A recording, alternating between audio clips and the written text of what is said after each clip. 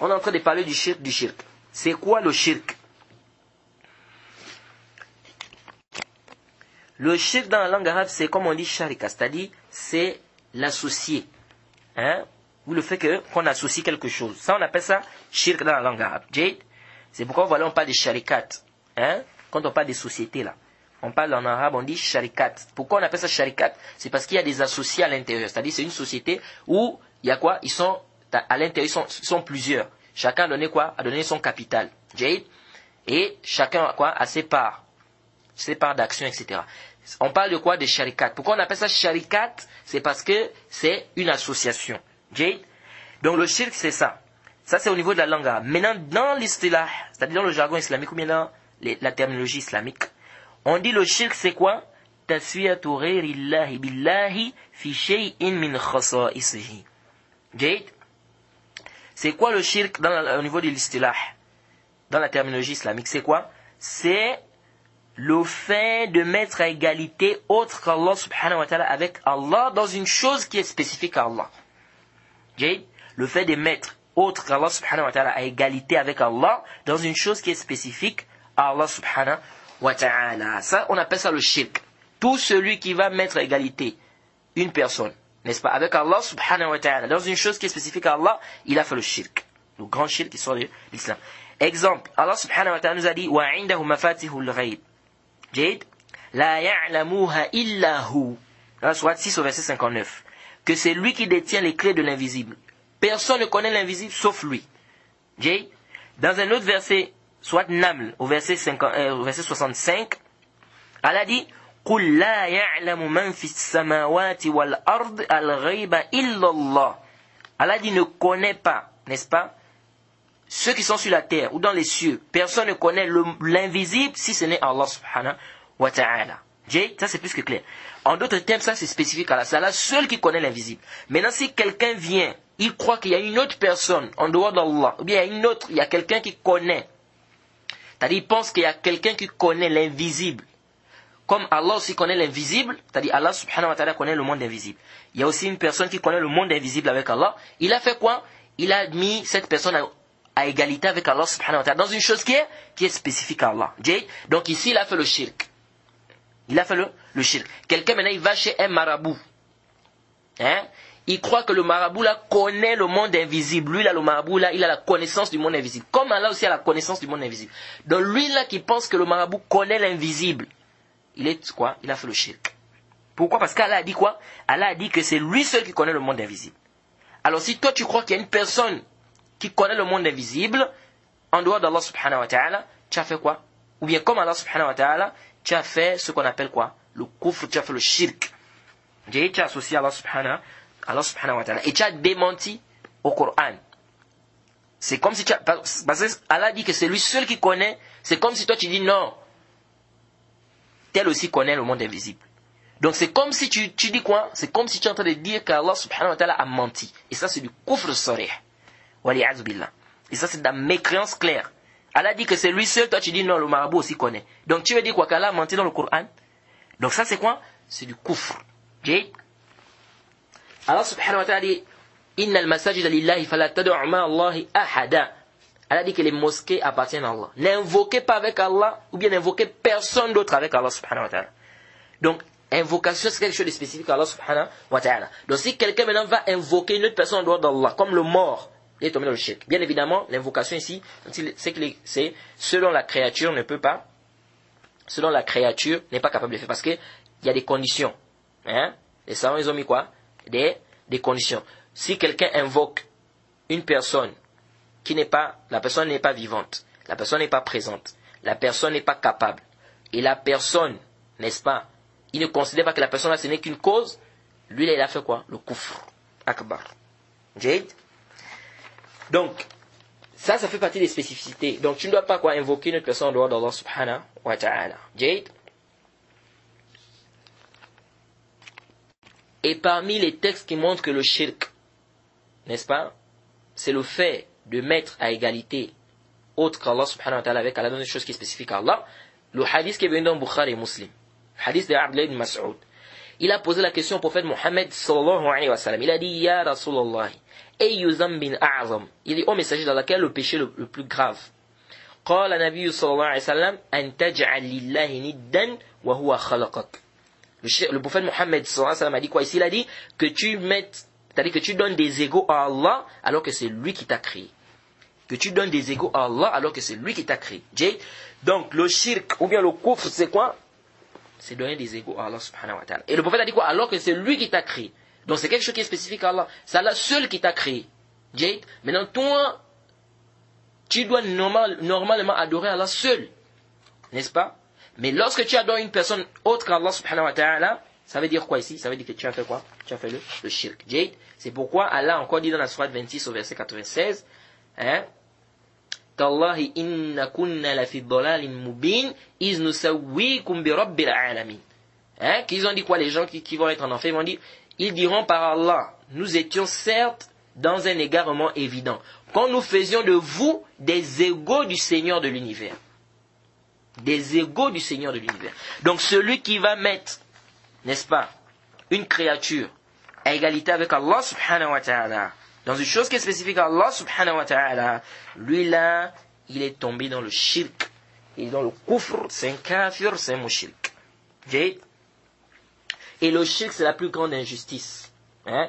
Luqman, hein, qui est un homme pieux, qui n'est pas un prophète, contrairement à ce que certains pensent, il a dit quoi à son fils avant de mourir? Ya bunayya, la sourate 31, verset 13, il a dit, Ya bunayya la tushrik billahi, inna shirka la dhulmun azim. Et il a dit, oh mon fils, ne donne pas des associés à Allah. Certes, l'association est quoi? La pire des injustices. Et c'est clair que c'est une injustice, le shirk. Donc les êtres humains qui font le shirk, les chrétiens, les juifs, ceux qui font l'Arabie Saoudite, tout ce monde-là, ce sont des injustes. Ils sont injustes. Et c'est clair. Parce que l'injustice, c'est le fait de mettre une chose à une place qui n'est pas sa place. Et c'est clair, parce que Allah seul t'a créé. C'est lui seul qui te donne le souffle de vie. Lui seul t'accorde la santé. Tu marches sur sa terre. Tu respires son air, etc. Tout ce que tu es en train de faire là, c'est quoi? C'est par la puissance d'Allah subhanahu wa ta'ala. Tu reconnais même que c'est lui qui t'a créé. Alors pourquoi tu vas adorer une autre personne en dehors d'Allah subhanahu wa ta'ala qui n'a rien fait de tout ça? Ça c'est une injustice. C'est une injustice. C'est pourquoi c'est venu dans les Sunan al-Tirmidhi. Le hadith est authentifié par le Cheikh al-Albani, rahimahullah, que le prophète, il a parlé du prophète Yahya alayhi salam. Il a dit aux enfants d'Israël que quoi? Parmi les choses qu'il leur a dites, il leur a dit, n'associez pas Allah subhanahu wa ta'ala. Il leur a dit que l'association, le fait d'associer Allah, celui qui associe Allah subhanahu wa ta'ala, il est semblable à quelqu'un qui a acheté un serviteur. Il a dit, travaille, n'est-ce pas? Et tu viens me donner quoi? Les bénéfices ou bien les retombées, n'est-ce pas? Et ce dernier a travaillé, mais il va remettre quoi? Il va remettre ce qu'il a gagné dans le travail, là, il va remettre ça à quelqu'un d'autre. Le prophète Mohammed sallallahu alayhi wa sallam dit quoi? Que le prophète a dit, qui parmi vous va accepter cela? Qui parmi vous va accepter cela? Hein? Aujourd'hui, maintenant, tu prends un magasin. Hein? Tu remplis le magasin avec les choses, tu mets le capital et tout. Tu prends quelqu'un, tu dis, bon, je te mets là, travaille pour le magasin. Travaille ici, tu travailles dans le magasin, et la fin du mois, tu me remets les bénéfices. Je vais te payer. Je te paye. Lui, il travaille, c'est toi qui as construit le magasin. Tu as tout mis à l'intérieur. Il travaille dans le magasin, tous les bénéfices, il prend, il va donner ça à quelqu'un d'autre. Tu seras d'accord? Tu ne seras pas d'accord? Qui sera d'accord de ça? Hein? Donc ici, Allah, walillahi masalu a'la. Ici, là, Allah subhanahu wa ta'ala, c'est lui qui t'a créé. C'est lui qui te donne la santé. Et toi-même, tu reconnais ça, que c'est lui seul qui t'a créé, c'est lui seul qui te donne la santé. Tu marches sur sa terre, tu respires son air, tu manges sa nourriture, tu vis sur cette terre-là, c'est lui qui t'a façonné. Il t'accorde même la santé, il t'accorde des biens. Mais comment se fait-il que toi, et il t'a demandé seulement quoi? Il t'a dit quoi? Il faut m'adorer. Il a dit quoi? Adore-moi. Je vais te donner quoi? Le paradis. Maintenant, toi, tu vas adorer quelqu'un d'autre qui n'a rien fait de tout ça. Quelqu'un qui ne t'a pas créé, qui ne te donne pas la santé, qui ne te donne pas la vie. C'est pas lui qui te fait, c'est-à-dire l'air là, c'est pas lui qui a créé cet air là que tu respires. Tout ça là, il n'a rien fait de tout ça. Mais comment c'est fait? C'est que toi, tu vas adorer cette personne là. Et tu laisses celui qui a fait tout ça pour toi. Ça montre clairement que c'est le zulm, c'est l'injustice. C'est pourquoi Allah subhanahu wa ta'ala, il ne pardonne pas à quiconque lui donne des associés. Ça, Allah n'accepte pas. Tous les autres péchés, là, en dehors du kufr, du shirk, Allah peut pardonner ça. Mais le shirk, le kufr, ça là, Allah n'accepte pas. Abadan. Raison pour laquelle le musulman doit chercher à connaître les formes de shirk. Qu'est-ce qui annule la foi? On voit des gens aujourd'hui, quand on veut parler du shirk, non, ne parlez pas du shirk, ça divise les gens, ça divise les musulmans. Ça, c'est pas, tu ne rends pas aux gens un bon service. Ou tu vas arriver dans une mosquée, un imam, il va te dire, bon, il faut prêcher, mais ne parle pas des gris-gris, ne parle pas des trucs des marabouts ici, ne parle pas des... Mais comment ça? Comment on ne parle pas des gris-gris, on ne parle pas de shirk? Tu n'es pas en train de rendre tes fidèles un bon service. Ils sont dans le shirk, c'est quelque chose, si tu meurs avec ça, le shirk akbar, tu vas en enfer éternellement. Tu ne ressors plus. Comment c'est fait que le musulman, il va blaguer avec ça?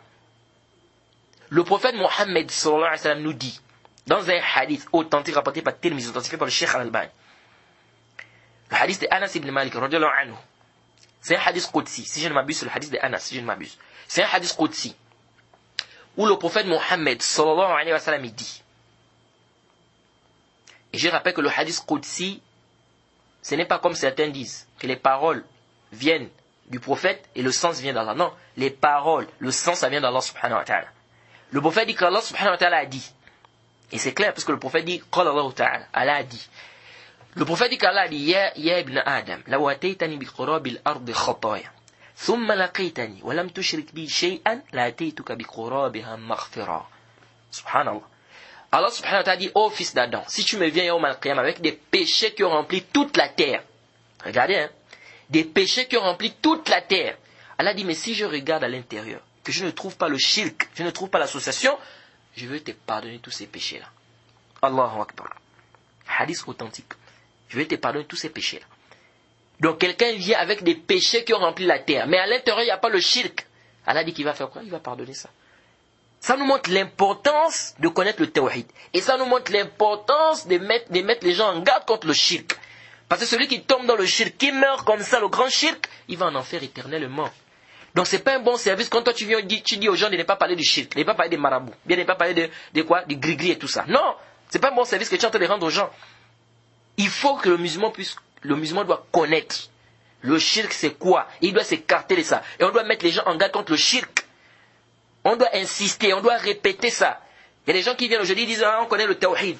On connaît déjà le tawhid, ceux-là tous les jours avec le tawhid. Regardez, celui-là qui vient, qui dit qu'il connaît le tawhid. C'est la même personne que tu vas voir. Il est chez lui, il veut voyager. Il sort de sa maison. Il se cogne le pied devant la porte de la maison. Il dit, oh, ça c'est un mauvais signe. Ça veut dire que le voyage ne sera pas bon. Il fait demi-tour. C'est la même personne qui, dans la maison, il entend le bruit au plafond là-bas. Il regarde, il voit c'est un rat. Il dit, oh, c'est un malheur qui arrive dans la famille. C'est la même personne qui va te dire, on ne balaye pas le salon la nuit. C'est la même personne qui va te dire, on n'achète pas l'aiguille la nuit. C'est la même personne qui va dire aux enfants, on ne fait pas sortir les choses de la maison la nuit. Si quelqu'un te demande quelque chose, il faut lui donner ça le matin. On ne doit pas faire sortir ça la nuit. Et c'est lui qui vient qui te dit, non, on connaît déjà le tawhid. Seul aussi nous fatigue tous les jours tawhid, on maîtrise le tawhid. Tu maîtrises quel tawhid? Tu ne maîtrises pas le tawhid. Ça c'est le jahl. Et ça c'est quoi? Ça c'est les turuq du shaitan. Ça c'est les moyens que shaitan emploie pour faire quoi? Pour égarer les gens du chemin d'Allah. Il te fait comprendre que tu connais alors qu'en réalité tu ne connais pas. Et tu tombes dans ça. Le prophète Mohammed sallallahu alayhi wa sallam a passé sa vie à enseigner les gens le tawhid. Toi tu viens, tu dis que tu connais le tawhid. Ça c'est quoi? C'est ça. Vous voyez les gens aujourd'hui, vous vous demandez que mais qu'est-ce qui se passe? Oh non, le tawhid là, bon, les gens maîtrisent déjà le tawhid, c'est pas quelque chose qu'on doit... Et d'autres même, ils vont venir te dire que je peux apprendre le tawhid en un mois. Tu peux apprendre le tawhid Le prophète a fait 13 ans, il enseignait le tawhid à la Mecque. Toi tu dis, tu peux apprendre le tawhid en un an ou en 2 ans, en 3 ans. Ça c'est le djihad.